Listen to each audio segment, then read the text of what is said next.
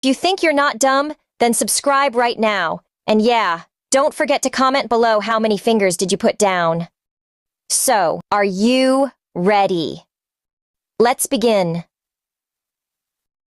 Put a finger down if you've accidentally walked into the wrong classroom.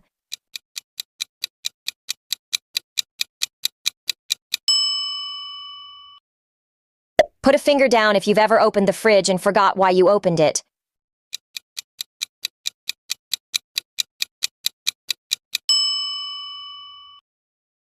Put a finger down if you've ever walked into a glass door thinking it was open.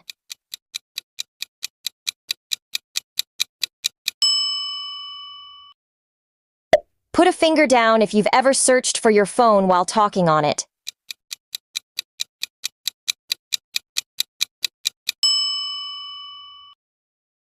Put a finger down if you've